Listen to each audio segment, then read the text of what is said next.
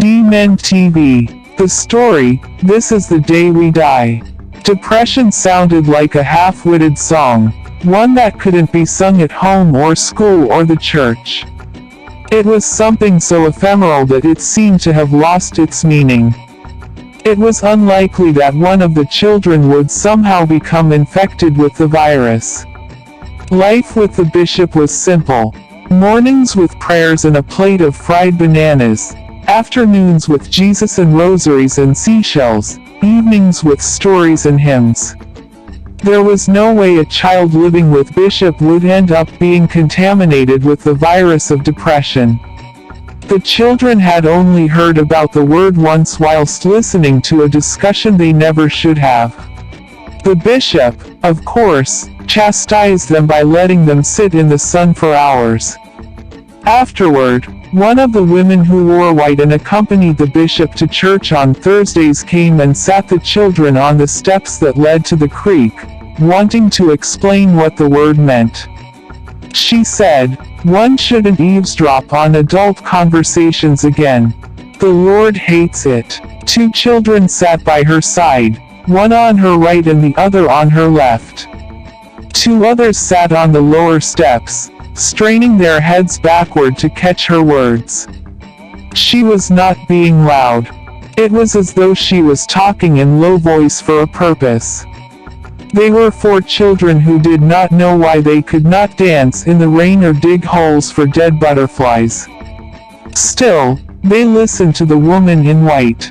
"What is depression then?" one of the children asked. She was 10, would be 11 in a week, yet she had no name. Bishop did not give his children names. He called them by their ages. In a week, she would be called 11, replaced by the number she'd come to love and own. The woman answered, "It is just something that shouldn't be talked about. It's a virus, something that contaminates the soul. We don't have it, do we?" 13 asked. She still had a couple of months before her name would change, but she was not wise. She only knew what she was told. "No, no," the woman said. "How would we know if we have it?" 7 asked. "What would Papa do if we had it?" The woman straightened. Dear, none of you could ever have it, understand? Now forget there ever was a word like that.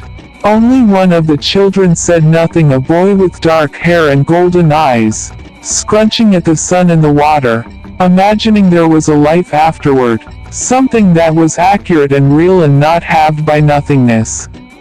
He was the older child, 15, calm, quiet, solid, and he knew nothing. He sat on the steps for hours until his name became an anthem.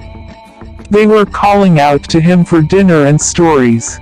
When he climbed back to the house, Bishop asked him to wash his hands twice and recite the Lord's Prayer. The boy missed 3 lines because, as he would later say, he was nervous. He did not eat dinner that night nor breakfast the next morning.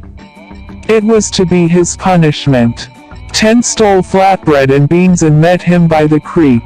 She told him to eat it quickly lest the bishop caught her. They sometimes forgot he was their father. 15 ate the food and gave her a small hug. "Thank you," he told her. She smiled quickly and ran back to the house. The boy sat by the water until the sun was touching the tip of his fingers only. Bishop asked him to recite it again. This time, the boy made no mistake and he ate his dinner in peace. A relationship so dreadfully insincere had formed between the bishop and the children, but none was willing to tell.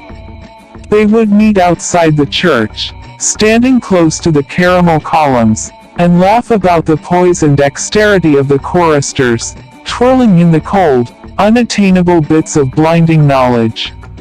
Then, they would run down the streets with their hands above their heads and color their faces with the spangled air of the streets. The sidewalks were controlled. Pedestrians were half running, half walking, going to meet their futures. 10 stopped suddenly to look around. Tea was sometime later before the boy realized his sister had stopped. He led the other two back to where Ten now sat, covered in afternoon tears. I'm sorry, she said. The boy smiled at her, his looks resembling pity for both her and himself. She smiled back even though she was still crying and followed him. The two girls stayed at the front, walking with ease down to their safe spot. The boy held his favorite sister by her hands, noting how skinny her wrists were.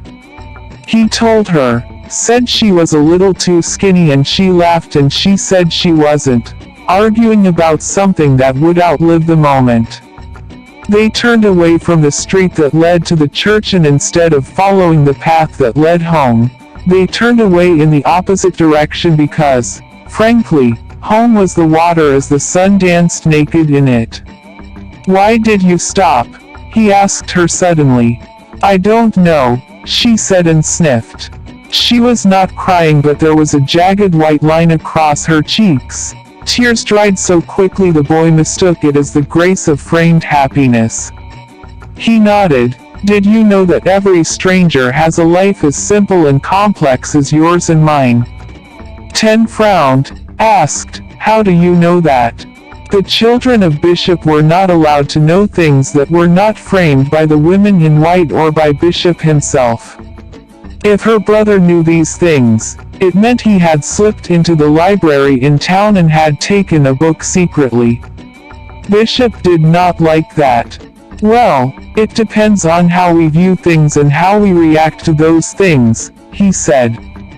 He was paraphrasing, but the idea was the same.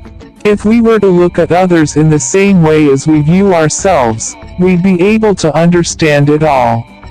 I don't understand, she said to him. He nodded. Finally, they were home. The water was plain and still and naked. The sun was low in the sky, the wind throwing a vortex of grasses and dewdrops. All four of them sat on the steps saying nothing. It was not all the time they were allowed happiness in the form of dancing sunlight and the sweet smell of clean water. Tell us a story, 15, they said, shuffling their foot. 10 had curly hair, so as she did that, they fell against her eyes. She blew air and laughed because she found quiet humor in the messiness. The other girls had straight hair like their mothers. Only the boy had a faint memory of her as he had told them before. She went to help people in the other side of the world, he had said to him. She had left them, but perhaps it was because of Bishop and his stringent rules that had caused her departure. The boy had a vague memory of her face as she kissed his cheeks. He did not know her that well. The others had simply forgotten about her. She was easy to forget because she did not call or write or say something to them.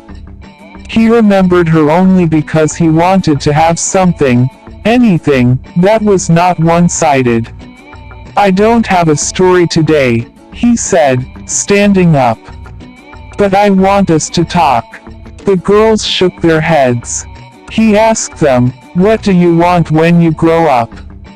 10 told him to start because she wanted to hear something dreamy, something tainted with the desire to become better. I imagine I'm all grown up and married, he started. My wife might be a teacher or a librarian. I'll have 2 daughters. What about me? 7 asked, smiling shyly. I imagine you working in a coffee shop, smiling at strangers with messy hair, he said. She thought about it for a while and then shook her head. What is coffee? And because the boy had only read about it, he said nothing. 13 said, I think I might become a chorister when I grow. The boy wanted to ask her why but chose not to. It was the sort of future she envisioned, so he let her daydream about wearing white and golden robes and singing songs and hymns. He had never heard her sing, but, of course, she would be exceptional. It was 10's turn. I think I might become a mother when I grow up. A shimmer of rain began to fall and the children dashed back home. It was evening, or maybe almost. For dinner, there was a bowl of spaghetti and mint sauce. Then, they crept into their rooms. The three girls slept together in a large room where the stars were in awkward shapes, designed lightly over the walls. They slept in separate beds and dreamt separately, but they lived together in simple lucidity. The boy lived in the room 2 doors away.